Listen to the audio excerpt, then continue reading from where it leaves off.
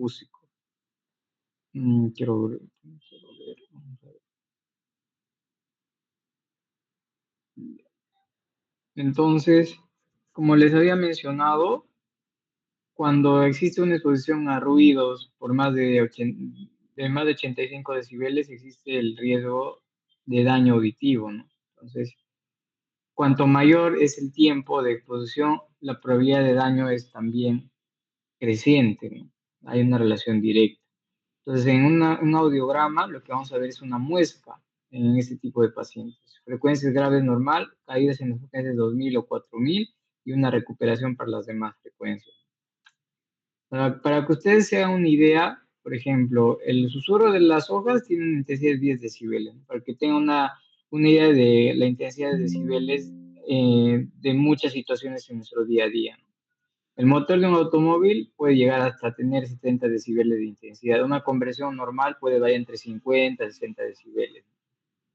Los motores de camiones, 90 decibeles. La motosierra, 110 decibeles. Entonces, recuerden que el corte es a partir de 85 decibeles. Entonces, conductores, gente que está en tráfico, gente que maneja, puede desarrollar daño auditivo, ¿no? Por ruido. Con mayor razón la gente que trabaja en aeropuertos, en fábricas, en lugares donde utilizan taladro, ¿no? Porque ahí la exposición a ruido va a ser mucho mayor, ¿no? Por eso cuando la exposición laboral se prevé que va a haber exposiciones por encima de 85 decibeles, tienen que utilizar protectores auditivos, ¿no? Como les mencionaba. Entonces, si es que ocurre, si por ejemplo una persona se va a exponer a una intensidad de más de 140 decibeles, se va a destruir la cóclea y va a haber una destrucción total muchas veces, ya es irreversible, como mencionaba, ¿no? Cuando hay un daño en el oído interno, el daño es irreversible. Y a partir de 85 decibeles existe el riesgo de daño, ¿no? Si la exposición es mucho mayor, ya el riesgo aumenta y se convierte en un hecho confirmado, ¿no? El daño por ruido.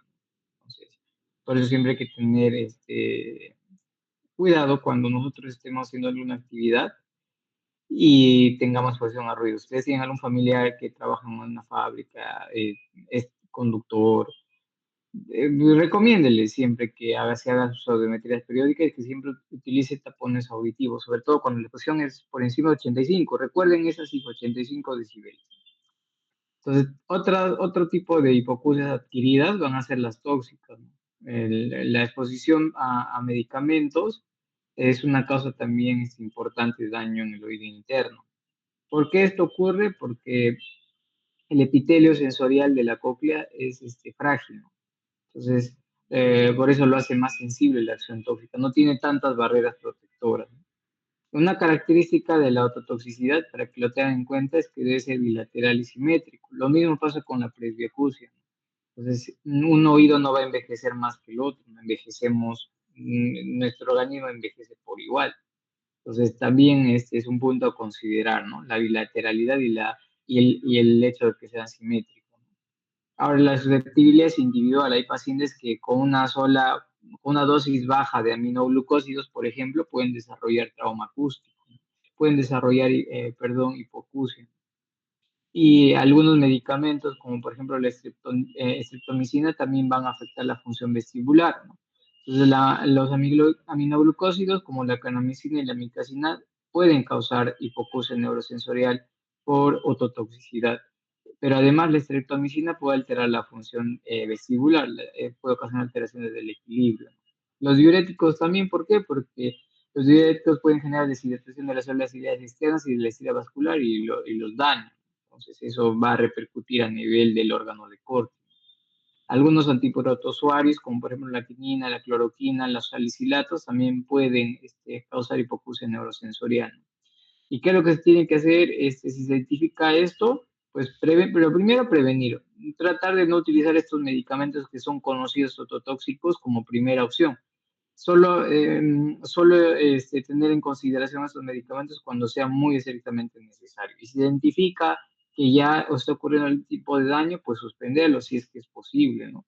Hay algunos tratamientos que dependen, sobre todo los pacientes que tienen tuberculosis que han fracasado ciertos esquemas requieren la utilización de aminoglucósidos. Entonces, en ellos, de todas formas, se considera como una opción terapéutica, pero, por ejemplo, el neumólogo, cuando va a iniciar tratamiento de ese tipo, le pide una audiometría basal para ver en qué condiciones el paciente debe de iniciar el tratamiento, ¿no? Y es una posibilidad, un riesgo de que con la medicación puede haber daño auditivo.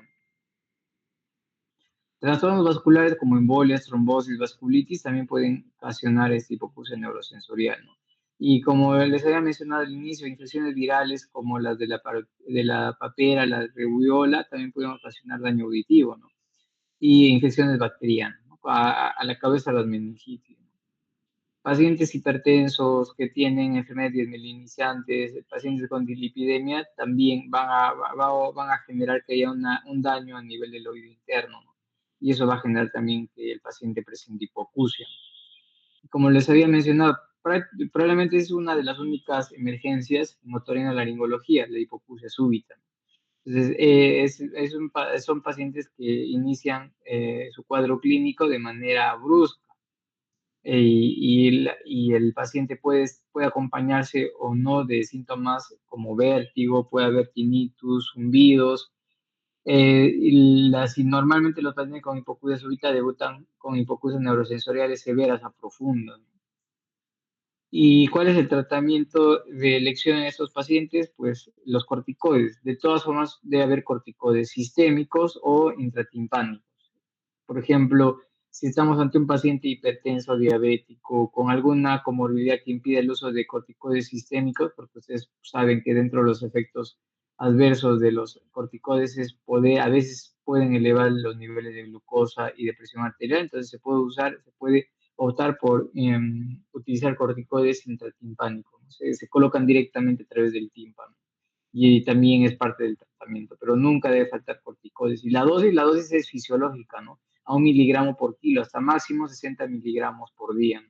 Son dosis altas, dosis inmunosupresora. La dosis de 1 miligramo por kilo es dosis inmunosupresora, ¿no? Entonces, cuando vamos a iniciar tratamiento con corticoides, avisamos al paciente que es una dosis alta, que no debe suspender la medicación y que debe estar atento a un efecto adverso. Es un paciente que tiene contraindicado utilizar corticoides de manera sistémica, es decir, vía oral, se indica de manera intratimpánica, ¿no?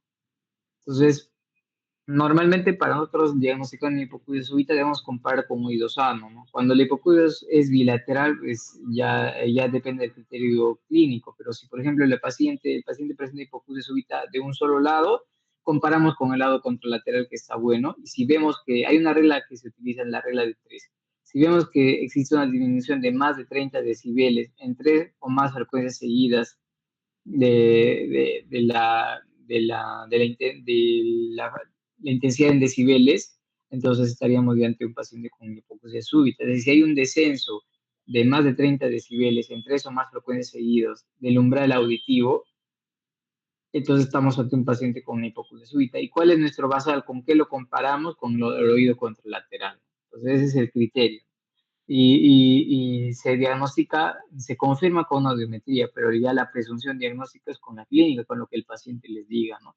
Entonces, ustedes identifican el caso y deberían iniciar tratamiento empírico para que luego sea el paciente referido al otorrinolaringólogo y pueda hacerse los estudios que confirmen el diagnóstico y completen el tratamiento, ¿no? Y como les había mencionado, también existe en el oído interno tumores que pueden aquejar esta zona, ¿no? A la cabeza, el neurinoma del acústico, ¿no? Es el tumor benigno que surge del nervio vestibular, entonces va a haber alteraciones del equilibrio y también de la audición, ¿no? Entonces, ¿en quiénes sospechan hipoacusias neurosensoriales unilaterales progresivas, ¿no? Por ejemplo, un paciente que no escucha mal por un oído, luego nosotros evaluamos y existe una gran diferencia entre el oído contralateral, hay que sospechar. Y si hay algunos otros síntomas, también hay que tener en cuenta esto. Entonces, ¿cómo se hace el diagnóstico cuando escuchamos en un neurinoma del acústico? Se hace estudios de imagen. Ese es un estudio de resonancia magnética, ¿no? En esa resonancia magnética podemos encontrar que vemos esta imagen isodensa a nivel del ángulo pontocerebeloso del lado derecho, ¿no? Entonces, esto concuerda con esta vista coronal, ¿no? Entonces, cuando un radiólogo ve una imagen de este tipo, una lesión neoformativa a nivel del ángulo pontocerebeloso, es un neurinoma del acústico hasta demostrar lo contrario. ¿Y cómo lo sospechamos? En pacientes que tienen síntomas unilaterales, hipoacusia, vértigo, tinnitus, y que esto es progresivo con el tiempo. Y siempre dentro del diagnóstico diferencial considerar otras patologías como la hipoacusia súbita, pero en la hipoacusia súbita la pérdida de la audición es brusca, en cambio el neurinoma es progresivo, ¿no? Sin una causa aparente que lo explique, ¿no? De un solo lado. Entonces, cuando va a haber afectación del laberinto posterior, va a haber síndromes vestibulares, ¿no? Esa es que es la alteración del equilibrio, en este caso de origen periférico. Eso lo van a ver con su docente que se encarga de la parte de alteraciones del equilibrio. Ahora, nosotros sabemos que la manifestación de alteraciones del oído interno es justamente la hipoacusia, que es la baja de la audición. ¿Cómo nosotros medimos la audición? Va a depender, uno, de la edad del paciente, pero sobre todo hay que tener en consideración algunos puntos, ¿no? Si el paciente, por ejemplo, es un paciente recién nacido y tiene factores de riesgo para hipoacusia, ellos tienen que ir a tamizaje neonatal, tamizaje auditivo. Eso se encarga de hacer el neonatólogo, se encarga de ver si el paciente tiene o no factores de riesgo. ¿Cuáles son los factores de riesgo de hipoacusia? Antecedentes familiares de hipoacusia, infección perinatal congénita, malformaciones anatómicas, bajo peso al nacer, hiperbilirrubinemia, meningitis bacteriana, asfixia grave. Si el neonato recién nacido tiene uno de estos factores de riesgo, tiene que ir a tamizaje auditivo. Ahora, la prueba de tamizaje son las emisiones autoacústicas, pero las pruebas confirmatorias son los potenciales evocados.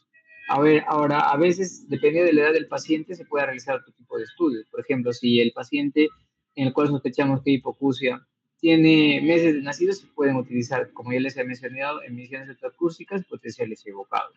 Si el paciente va creciendo, ya el paciente puede colaborar, se puede hacer la audiometría convencional, que es la que seguramente ustedes han visto en sus prácticas, que es ingresar al paciente en una cabina cerrada, se le coloca unos auriculares y le pide que levante la mano ante un estímulo sonoro. Pero para hacer la audiometría convencional que todos conocen, el paciente tiene que ser colaborativo, tiene que tener por lo menos por encima de los 5 o 6 años. Y si tiene menos de esta edad, hay que hacer otras pruebas que no dependan de la participación de ellos, ¿no? Entonces, por ejemplo, potenciales evocados auditivos y como prueba tamizaje inicial, las emisiones acústicas. Entonces, hay varias formas de evaluar la audición. Se puede utilizar la logometría, la ecometría, tomicroscopía, audiometría, logometría, potenciales evocados. Estos procedimientos son procedimientos de los estudios auditivos, ¿no? Que un paciente que requiere disminución de la audición debería tener. No se les hace todo, va a depender mucho de la patología del paciente y de lo que nosotros sospechemos. Antiguamente, por ejemplo, cuando no había audiómetros, lo que hacían el personal de salud, el médico, para determinar si realmente el paciente tenía algún grado de pérdida auditiva era hacer una prueba de voz, ¿no? Era bastante rudimentario. Entonces se aproximaba el examinador al oído del paciente y se iba aumentando el volumen de la voz y ver si es que el paciente había una respuesta o no. Era bastante impreciso, pero podía haber alguna noción de pérdida auditiva o no. Entonces, luego fueron apareciendo otras maneras de medir la audición y apareció la acumetría, que es la medida de la audición con diapasón. El diapasón es un instrumento metálico. Como ustedes pueden ver, vamos a ver acá, tiene una rama y dos vástagos. Así es un diapasón, es metálico. Entonces, existen varias pruebas para hacer acumetría, pero las dos principales son la de Rini y la de Weber.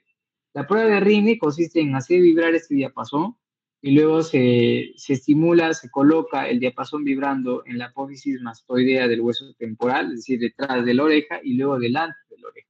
Yo les voy a hacer un resumen corto, eso lo van a ver seguramente en la práctica. Entonces es importante que lo conozcan, porque estas pruebas son eminentemente prácticas. Entonces eso tienen que de todas formas ver en vivo y en directo para entenderlo. Pero imagínense que este es el diapasón, lo hacen vibrar, luego se coloca detrás de la oreja, en la región mastoidea, y luego delante, a la altura del pabellón auricular. Si le pregunta al paciente dónde escucha mejor, en el rine positivo el paciente debe escuchar mejor cuando hemos colocado el diapasón a nivel de la oreja. Si el paciente dice que escucha mejor cuando se colocó el diapasón en la región mastoidea, es un rine negativo. ¿Y eso qué quiere decir? Que el paciente tiene una hipoacusia conductiva en ese oído. En la prueba de Weber igual se hace vibrar el diapasón, se coloca en una región central ósea de la región cefálica y se pide al paciente si oye o no más por un oído. O sea, la prueba de Weber se indica sobre todo para hipoacusias unilaterales. Entonces, si por ejemplo el paciente dice que escucha mejor por el oído derecho, ¿qué quiere decir? Existen dos posibles respuestas, que el paciente tenga una hipoacusia neurosensorial del oído izquierdo o una hipoacusia conductiva del oído derecho. Lo normal es que no lateralice, es decir, que el paciente no diga que escucha más por un oído que por el otro. Sin embargo, en hipoacusias bilaterales simétricas también no va a haber lateralización, pero la utilidad de la prueba de Weber es sobre todo cuando lateraliza, es decir, cuando el paciente dice que escucha más por un oído. Entonces, recuerde, si el paciente, por ejemplo, hacemos la prueba de Weber y dice, doctor, escucho más por el oído izquierdo, ¿qué quiere decir? Que existe una hipoacusia neurosensorial del oído derecho o una hipoacusia conductiva del oído izquierdo. Si, por ejemplo, el paciente dice, doctor, escucho mejor por el oído derecho, ¿qué quiere decir? Que existe una hipoacusia neurosensorial del oído izquierdo o una hipoacusia conductiva del oído derecho, pero no las dos cosas, o sea, tiene cualquiera de las dos posibilidades de respuesta. Entonces, ¿cómo definimos el diagnóstico? A través de la prueba de Rine, porque la prueba de Rine nos da dos posibilidades. La prueba de Weber sí. La prueba de Weber nos da dos posibles respuestas, que la hipoacusia sea conductiva o sea neurosensorial. En cambio, la prueba de Rine nos dice si es conductiva o no. Entonces, como tenemos estas dos posibles respuestas, utilizaron la prueba de Rine para definir el tipo de hipoacusia que el paciente tiene.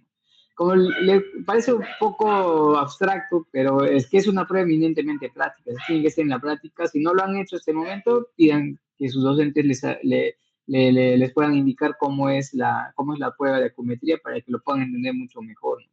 Porque si es solamente teórico, a veces hay algunos puntos que sí es importante hacerlo de manera práctica para poder entender mejor, ¿no?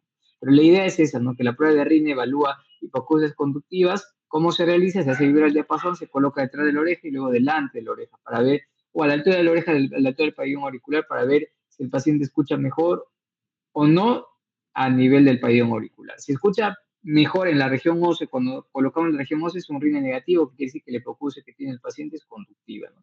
También la prueba de Weber, lo que tú quieres saber es si la hipoacusia que tiene el paciente es conductiva o neurosensorial, y debe haber unilateral. Y acá se hace vibrar solo una sola vez la región central. También en la prueba de Rine se evalúa tanto el oído derecho como el oído izquierdo.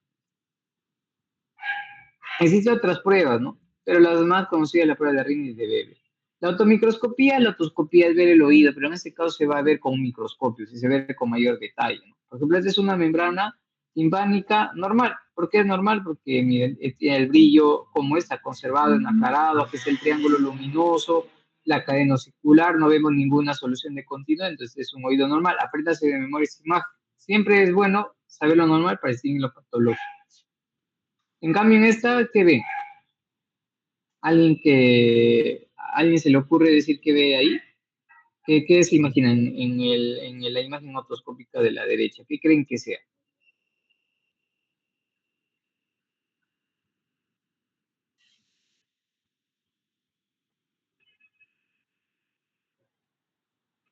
Chicos, no les oigo. Una retracción timpánica o una perforación timpánica. Acá, ya. Ay, gracias por participar. ¿Algún otro alumno que quiera participar?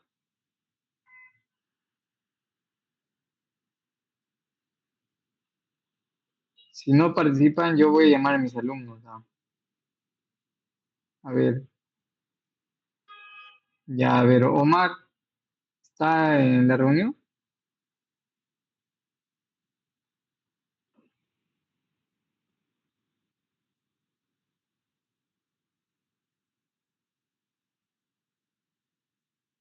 Alison. Alison está. Brian.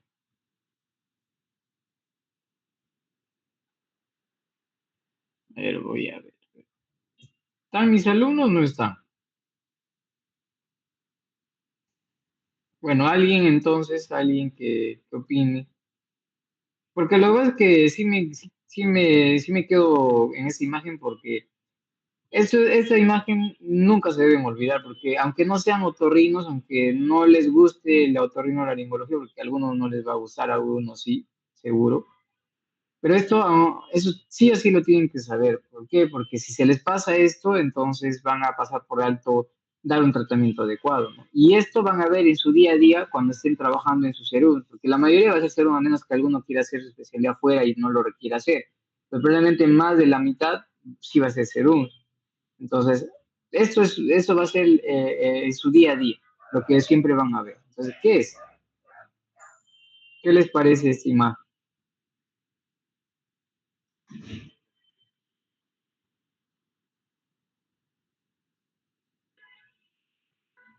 ¿Nadie?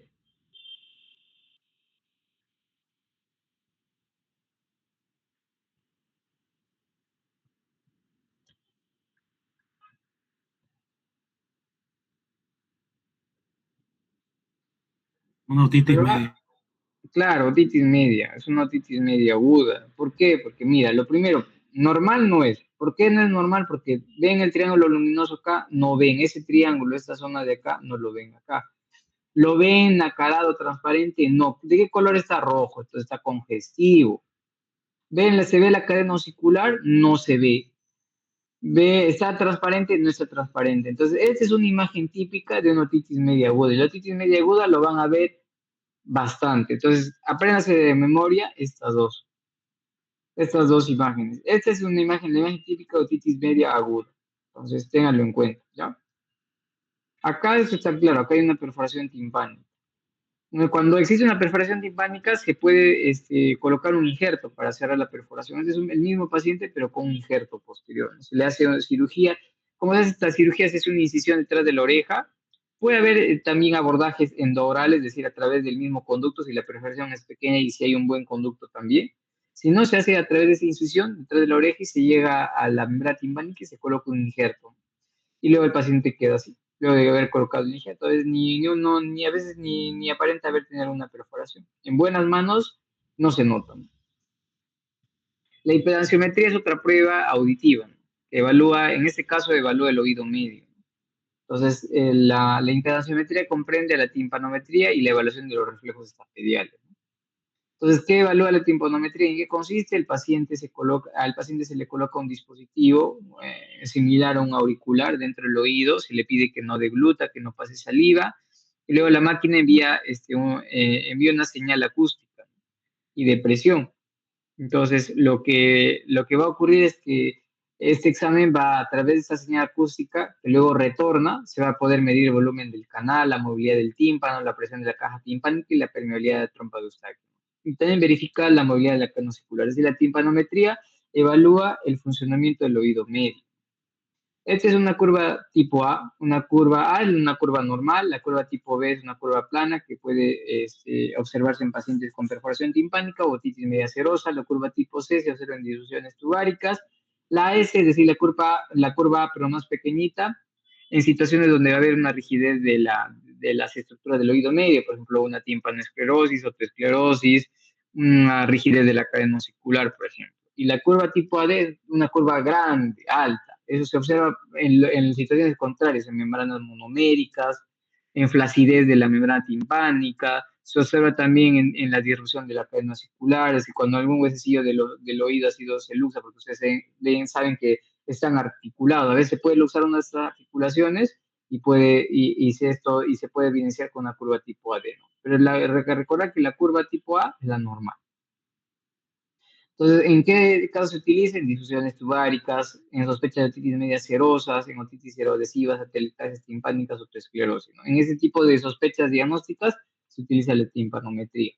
Y la audiometría, ya seguramente ustedes han tenido la ocasión de poder observar un audiograma. Esto se llama, ese papelito donde se ha colocado estos números se llama audiograma. En el audiograma vamos a observar una línea vertical donde están representados los decibeles y una línea horizontal donde están representadas las frecuencias que se van a evaluar. Ya ustedes saben que cuando vean alguna prueba en otorrino de color rojo se refiere al oído derecho, de color azul al oído izquierdo.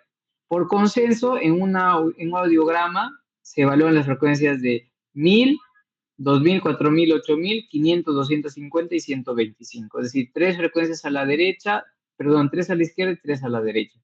Estas frecuencias de acá son frecuencias agudas, las que están a la derecha, y estas son las frecuencias graves.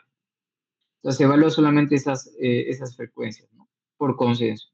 Entonces, para hacer una audiometría se tiene que evaluar siempre la vía aérea. ¿Cómo se evalúa la vía aérea? A través de auriculares, se coloca auriculares, audífonos al paciente y se envía señales acústicas. Y la vía ósea se evalúa mediante un vibrador óseo que se va a colocar en la región mastoidea del hueso temporal. Por ejemplo, acá lo que ven, aquí están los auriculares, oído derecho rojo, oído izquierdo azul. Entonces, lo que hacemos nosotros es enviar a través del audiómetro señales acústicas y le pedimos al paciente que nos manifieste si puede oír o no. Puede ser a través de levantando la mano o a través de un dispositivo que el paciente presiona. Si la intensidad en decibeles está de 0 a 20, es una audición normal. Si la intensidad de decibeles está por debajo de 20, ya hay una hipoacusia. Ahora, ¿cómo definimos qué tipo de hipoacusia tiene el paciente? Va a depender de la vía ósea. Si la vía ósea está normal, porque acá ven que estos signos representan a la vía ósea con corchete, eso también es por consenso. Si están de 0 a 20 decibeles, y ustedes pueden observar que está de 0 a 20 decibeles, es una vía ósea normal. Esta es la vía aérea que se representa con círculos para el oído derecho. Ustedes ven que la mayoría, mira, fíjense, en esta frecuencia está en 50, en esta está en 55, en esta 55, en esta está en 50, está por debajo de 20. Entonces, vía ósea normal, vía aérea descendida, alterada, esto es una hipoacusia conductiva. En este caso, ¿qué es lo que ven? La vía ósea está también por debajo de 20 y la vía aérea también está por debajo de 20. Entonces, si las dos vías, tanto la vía aérea y la vía ósea, están por debajo de 20, existe dos posibles respuestas, que el paciente tenga una hipoacusia neurosensorial o una hipoacusia mixta. ¿Cómo sabemos? El gap. Gap es la distancia que hay entre la vía aérea y la vía ósea. Por ejemplo, para esta frecuencia de 2000, esta es la frecuencia de 2000 y bajan. Aquí está la línea, acá todo es esquemático. En esta frecuencia de 2000, la vía ósea que está representada por corchete, ¿en qué decibeles está? En 35. Y la vía ósea está en 50. 35 menos 50, 15. Entonces, la distancia entre la vía aérea y la vía ósea de esta frecuencia es de 15 decibeles. Y si la distancia es de 15 a 20 decibeles, entonces es una hipoacusia neurosensorial. Pero si la distancia entre la vía ósea y la vía aérea es de más de 15 a 20 decibeles, entonces esta es una hipoacusia mixta. Entonces, el primer caso, vía ósea normal, vía aérea descendida, hipoacusia conductiva. Vía ósea descendida, vía aérea descendida, pero la distancia entre las dos es menos de 15-20 decibeles, hipoacusia neurosensorial. Vía ósea descendida, vía aérea descendida, pero el gap, la distancia entre ambas es más de 15-20 decibeles, es una hipoacusia mixta. Recuerden, el otro nombre de la hipoacusia neurosensorial es de percepción y de la hipoacusia conductiva es de transmisión, son sinónimos. La logodometría es otro examen similar. En este caso, lo que se mide es el umbral de la recepción verbal, no el umbral auditivo, sino cuánto el paciente puede distinguir de una lista de palabras. Y los potenciales evocados miden la audición, pero esa es una prueba objetiva. La audiometría, recuerden, es una prueba subjetiva. ¿Por qué? Porque depende del paciente. Si el paciente, digamos, si el paciente no quiere levantar la mano, aún así le estemos enviando el estímulo sonoro, pues la audiometría va a salir alterada. Hay pacientes que pueden simular un resultado, ¿no? Para lograr a veces un beneficio, les hace la audiometría, ellos se escuchan, pero ya escuchan cuando el sonido es elevado, entonces no es el umbral adecuado. Para la audiometría el paciente debe escuchar al más mínimo ruido. A veces es el umbral lo más cercano a lo que el paciente presenta. Pero hay algunos pacientes que tratan de simular algún resultado, entonces no levantan la mano, no presionan el dispositivo respectivo ante el más mínimo de ruido, sino cuando el ruido es intenso, entonces la audiometría va a salir baja. Entonces, cuando sospechamos de ese tipo de pacientes o si queremos confirmar algún diagnóstico, tenemos que hacer los potenciales evocados. Entonces, los potenciales evocados, entonces sí es una prueba objetiva. Acá no depende del paciente. Entonces, ¿qué es lo que hacemos acá? Se colocan unos electrodos. Ya muchos de ustedes en el hospital han podido ver. Se colocan unos electrodos y luego se envía a través de los auriculares señales acústicas y en la máquina se va detectando ciertas ondas que nosotros ya sabemos cuando la audición es normal, qué valores debe tener estas ondas. Entonces, ¿cuándo se han indicado los potenciales evocados en hipoacusias de percepción, en menores de 7 años, y sospechamos neurinoma del acústico, en simuladores, pacientes psiquiátricos, pacientes neurodivergentes? Entonces, lo que va a ocurrir cuando se hace potencial evocado es que se va a dibujar estas ondas cuando la máquina capte la respuesta de la vía auditiva al estímulo sonoro.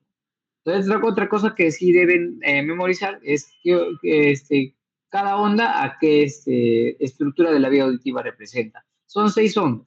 La onda 1 representa el nervio auditivo, la onda 2 al núcleo coclear vulvar, la onda 3 al oliva superior, la onda 4 al hemisco lateral, la onda 5 al colículo inferior. La onda 6 pues al cerebro. Entonces, recuerden, potenciales evocados, prueba objetiva. La prueba de tamizaje de la audición, es decir, para ver si el paciente puede o no tener algún problema auditivo, son las emisiones autoacústicas. ¿Y qué evalúa? Las células ciliares externas. Recuerden que el órgano de Corti tiene células ciliares externas e internas. ¿Y qué evalúa las emisiones autoacústicas? Puede ser pronto de examen las células ciliares externas. Entonces, ¿en quién está indicado? El paciente para hacer screening de recién nacidos, para el control de la medicación ototóxica, para candidatos de implante coclear y pacientes neurodivergentes, ¿no? Y aquí ustedes pueden observar cómo es la máquina, ¿no? De la señal ortocústica. Es como un auricular, se coloca dentro del oído y se envía ciertas señales y la máquina nos detecta si hay respuesta o no a esa señal. Ahora, si el paciente tiene una hipoacusia neurosensorial y la hipoacusia neurosensorial de leve a moderada, hasta severa inclusive, el, el, el, el aditamento de elección son audífonos, que son amplificadores. Pero si el paciente tiene hipoacusia profunda, ¿y cuando la hipoacusia es profunda? Cuando la pérdida auditiva está por debajo de 90 decibeles. Se considera normal, como les decía, hasta 20 decibeles, leve de 20 a 40, moderada de 40 a 70, severa de 70 a 90 y profunda más 90. Esa es la clasificación. Esta también es una clasificación. Van a encontrar varias clasificaciones para la hipoacusia. Inclusive la Organización Mundial de Salud la considera hasta 25 decibeles como normal, pero otras clasificaciones desde 25 decibeles ya es hipoacusia. Yo utilizo la frecuencia, esta mnemotecnia, 0 a 20 normal, 20 a 40 leve, 40 a 70 moderada, 70 a 90 severa y por debajo de 90 profunda. Me ayuda para poder hacer las mediciones. Yo utilizo esa clasificación, pero van a encontrar varias, pero la que pueden considerar es esta, la que está en la diapositiva. Entonces, si el paciente no se beneficia de audífonos medicados o la hipoacusia es profunda, entonces el tratamiento tiene que ser implante coclear. El implante coclear es un dispositivo electrónico que va a llevar el sonido hacia las terminaciones nerviosas del nervio auditivo. Va a actuar como si fuese una cóclea, por decirlo así. Entonces va a llevar el sonido, los estímulos sonoros al nervio auditivo. Entonces, para que el paciente pueda identificar los sonidos. Entonces, ¿cómo es un implante coclear? El implante coclear tiene dos dispositivos. Uno externo, que es imantado normalmente y que se coloca en la región cefálica, y uno interno que se coloca a través de cirugía. Entonces, esos son los electrodos del implante coclear. ¿Ven cómo da vueltas? Entonces, estos electrodos lo que hace es enrollarse alrededor de la cóclea. Y estos van a justamente llevar hacer una transducción de las señales sonoras desde el ambiente, desde el exterior. Pero para ello tiene que haber una antena. Esa antena es la que va afuera, ¿no? Los receptores de sonido que van adheridos a la región cefálica. Entonces, otro mito de los implantes cocleares que es bastante común es que en el implante coclear no se ve absolutamente nada. Y sí, este es un pacientito con un implante coclear. Ven que si hay un dispositivo externo, hay un dispositivo externo. Es decir, el paciente con implante coclear también tiene dispositivos externos, ¿no? Que se pueden retirar, por ejemplo, cuando el paciente desea dormir o ir al baño, es decir, a la playa. Pero los electrodos se colocan a través de la cirugía, eso sí no se puede observar, es mediante tratamiento quirúrgico. Y otro punto importante es que los pacientes de implante coclear no es que al día siguiente ya empiezan a oír. Es un proceso, hay que hacer una rehabilitación auditiva, ¿no? De rehabilitación del lenguaje para realmente beneficiarse del implante coclear. Chicos, hemos terminado. Gracias por su comprensión, gracias por conectarse. Entiendo que pueden estar con algunos temas pendientes. Les agradezco mucho por comprenderme. Hoy día tuve un percance y no pude estar con ustedes temprano, o no pude concluir la clase a tiempo. Si hay alguna duda, alguna pregunta,